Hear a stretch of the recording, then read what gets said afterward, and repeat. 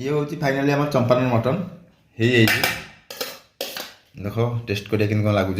Hello hi friends आ गोटे blogs स्वागत। तो आज कुआडे बुलिया जबार ना आज गोटे आम ब्लग्स बनइबू खाइबा पर से बिहारी स्टाइल से रेसिपी ना हूँ चंपारण मटन। तो जब गेस्ट को वेट कर बर्तमान से गेस्ट आसी ना आसबे तुम वेट कर से पिला पहुँचला कौन कंथा कमल धरी जाइछ नहीं पड़ो सतर तक घोड़िया शोक आनी सतर घोड़िया शोक आनी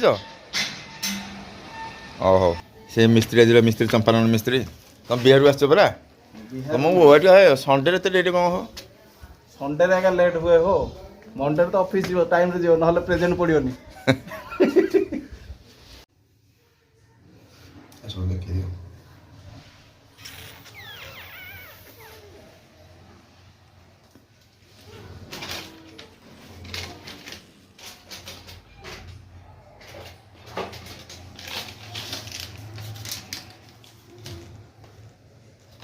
तो आमर आज गोटे नुआ रेसिपी बनाब आपन आगुरी कही यहाँ हूँ बिहारी स्टाइल चंपारण मटन कराब आज।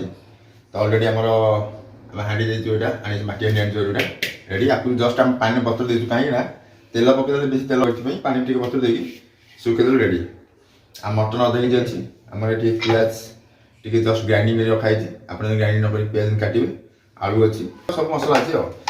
तो Champaran mutton fast time try कर चेष्टा कर भल हम बोलिकी हम तो कभी करी खाइनु जहाँ माने ट्राए कर प्रथम थर पे।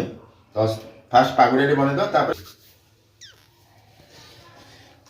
मसला फास्ट पकईदेवी फास्ट आम पड़ हलदी गुंड पड़ो हलदी गुंड पकई तर आम पहला ये लंका गुंड पड़ लंका गुंड पहला यहाँ तापर आम पड़ो मीट मसला पड़ो मीट मसला मीट मसला पड़ो तापर रखना टे टेस्ट पे खाली गोलमरीच अल्प दे बेस टे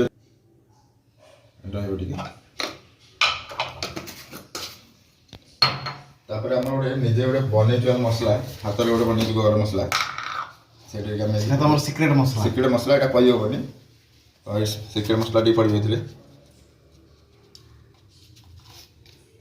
तो दिगला तापर आम पड़ जाते पियाज बटा पड़ जी आलू कि ऑप्शनल आलू पकड़े हम ना तो आम टे मटन तो ये ओडिया लोक तो से मटन टे आलू न पकड़े भल लगे आम पड़ अदा रसुण पेस्ट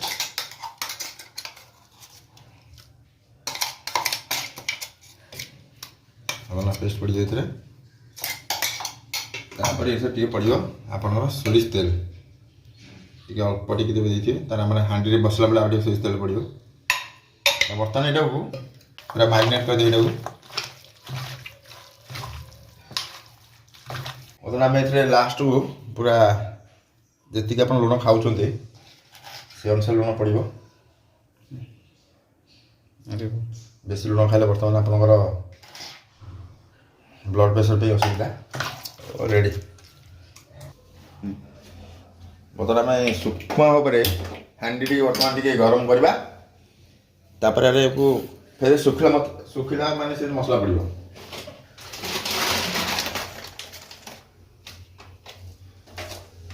बर्तमान तेल टी आमर पड़ो हाँडी टी गरम हो बर्तमान ठंडा तेल को आम गरम करूँ गरम हाँडी ठंडा हाँडी मतलब गरम होगा आम टे तेल दौर कारण से तेल देलु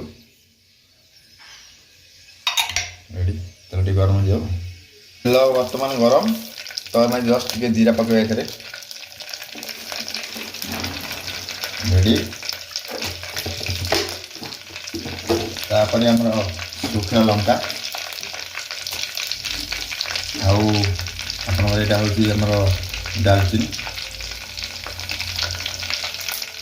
यहाँ पड़ो आप तेजपत्र आउ ता सहित टे गुजरा दी तीन टा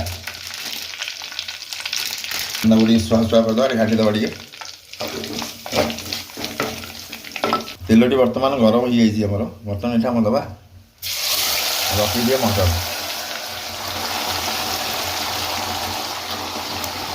ଆଉ ମସଲା ମସଲି କଷା କଷି ସେଇ ସିଷ୍ଟମ ନାହିଁ ଏଠି। ଦେବା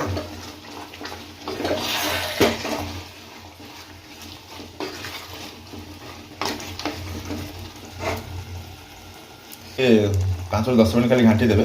ତାପରେ ଆରମ୍ଭ ହେଇଯିବ, ତାକୁ ଘୋଡ଼ା ହେଇଯିବ ପୁରା ଆମର ଅଟା ଦେଇକି। ଅଟା ଦିଅ ଅଟା ଦିଅ ଅଟା। ଇଏ ହେଉଛନ୍ତି ସପୋର୍ଟିଂ ଷ୍ଟାଫ୍।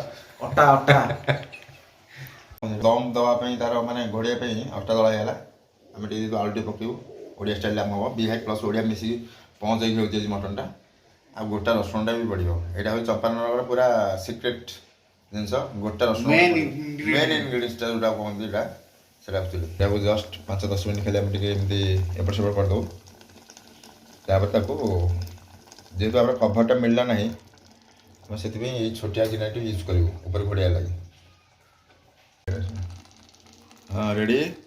ବର୍ତ୍ତମାନ ଆମେ ଗୋଟା ରସୁଣଟା ପଡ଼ିଗଲା। ଆଉ ଆଳୁ ଆମର 2 ଜଣ ଅଛୁ, ସେଥିପାଇଁ 4 ଫାଳ ଆଳୁ ପକାଇଦେଲୁ। ତାକୁ ଟିକେ ବଢ଼ିଆ କିନା ଘାଣ୍ଟି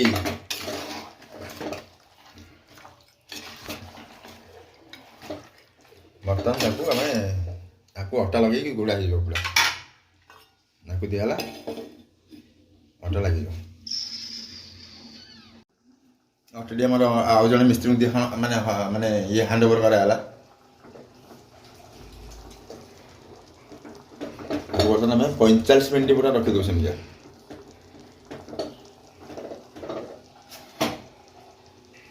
ତାର ଯେହେତୁ କଭରଟି ମିଳିଲା ନାହିଁ, ଏଇଥିରେ ଆମେ କରିଦେଲୁ ବାସ୍। 45 ମିନିଟ୍ ହେଇଗଲା। ବର୍ତ୍ତମାନ ଏଇଟା ଆମେ ବନ୍ଦ କଲୁ। ଭାତଟି ଆମର କୋଉ ଯାଏଁ ଗଲା ଦେଖିବା। ଭାତ, ଚମ୍ପାରନ ମଟନ୍ ଆଉ ସାଲାଡ଼। ଟିକେ ହବ ଟିକେ ଭାତ ସ୍ଲୋ ଦେଇଛୁ ପୁରା। ରେଡ଼ି। ଆଉ ଆମେ 45 ମିନିଟ୍ ପରେ ବାହାର କରିବୁ। ଜିଓ ଫାଇବର ଲଗେଇକି ତାଙ୍କର ଫିଲ୍ମ ଦେଖୁଛନ୍ତି। ଏଇ ଅଧଘଣ୍ଟା 45 ମିନିଟ୍ କ'ଣ କରିବ? ଆଜି ଯିବା ବୁଲିବାକୁ ପୁରା। ରେଡ଼ି। ଫାଇନାଲି ଆମର ହେଇଯାଇଛି ଚମ୍ପାରନ ମଟନ୍। ଦେଖନ୍ତୁ ପୁରା କେମିତି ପୁରା ବଢ଼ିଆ ଦେଖାହେଉଛି। ମୋତେ ଲାଗୁଛି ବହୁତ ବଢ଼ିଆ ଟେଷ୍ଟ ହେଇଥିବ। ଖାଇଲେ ମୋତେ ଜଣାପଡ଼ିବ। ଆମେ ଖାଇନୁ ଏଟାକୁ। ଆଉ ଆଳୁ ସିଝି ଯାଇଛି, ମଟନ୍ ବି ସିଝି ଯାଇଛି, ଆଉ ବାସ୍ନା ବି ବହୁତ ବଢ଼ିଆ ଆସୁଛି। ମିସ୍ତ୍ରୀ ବର୍ତ୍ତମାନ ଖୋଲିଲେ। ହେ ପ୍ରଭୁ, ଆଉ ଦେଖି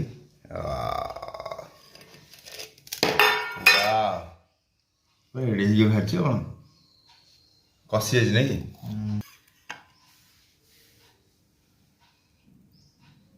ବଢ଼ିଆ ହେଇଯିବ ଗୋଟେ। ଆଉ ଫାର୍ଷ୍ଟ ଟାଇମ୍ କରିଛି, ଆଉ ବଢ଼ିଆ ହେଇଛି। ରେଡ଼ି।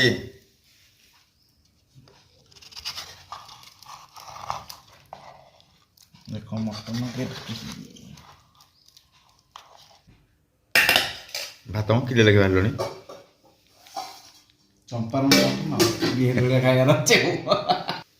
ବଢ଼ିଆ ତ, କିଛି କଷା ନାହିଁ କଷି ନାହିଁ ପକେଇଦେଲ। କିଛି ଘାଣ୍ଟା ହାଣ୍ଡି ନାହିଁ, ନାଇଁ ଟେନସନ୍ ନାହିଁ। ଖାଲି ମଝିରେ ଜଗିଆରେ ଅଛି ଟିକେ, ମଝିରେ ଟିକେ ଖାଲି ମାନେ ତାକୁ ଧରିକି ଘାଣ୍ଟି ଦେବାର ଅଛି। ଆଉ ଆପଣ ଚମ୍ପାରନ ମଟନ୍ ନେଉଛନ୍ତି କେତେ କିଲୋ? 700 ଟଙ୍କା ନା କେତେ ଯେଉଁ ଖାଇଥିଲେ ଆମେ? 700 ଟଙ୍କା। ଏଇଟା ତ ଆମର ଅଧ କେଜି ମାଂସ ଆଣିଥିଲେ ଆମେ। ଏଇଟା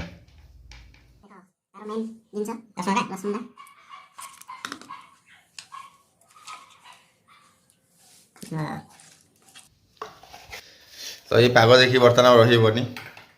ବର୍ତ୍ତମାନ ଯେଉଁ ପ୍ରକାର ବ୍ୟବସ୍ଥା ହେଲାଣି ଆଉ ରହିହେବନି। ତ ସେଥିପାଇଁ ଆମେ ଆରମ୍ଭ କରିବା। ସାଲାଡ଼, ଭାତ, ମଟନ୍,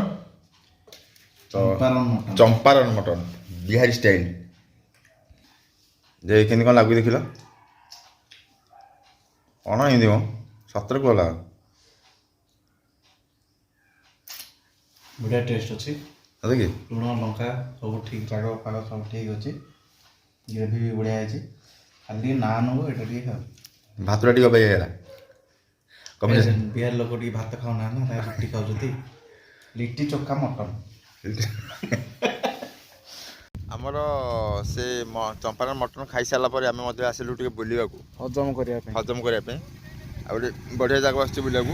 ସେ ଜାଗାଟା ହେଉଛି ହୀରାକୁଦର ଜମାଦାର। କେତେ ସୁନ୍ଦର ଲାଗୁଛି ଜାଗାଟା। ଏପଟେ ପାଣି ଲାଗିଛି ବୁର୍ଲାପଟକୁ ଆଉ ଏଇଟା ପୁରା ଲାଗିଛି ଆପଣଙ୍କ ଇଫ୍ ଥର୍ମାଲ ଝାରସୁଗୁଡ଼ା ଏପଟ ସାଇଡ୍ ଲାଗିଛି। ଏଇଟା ଆମର ଆସିছে ସମ୍ବଲପୁର ସାଇଡ୍ ଏଇଟା ବହୁତ ବନ୍ଦ ଆମେ ବୁର୍ଲାପଟ ଯାଇନୁ ବୁର୍ଲାପଟରେ ଆହୁରି ଭଲ ଲାଗିଥାନ୍ତା ଏପଟେ ବି ବହୁତ ଭଲ ଲାଗୁଛି।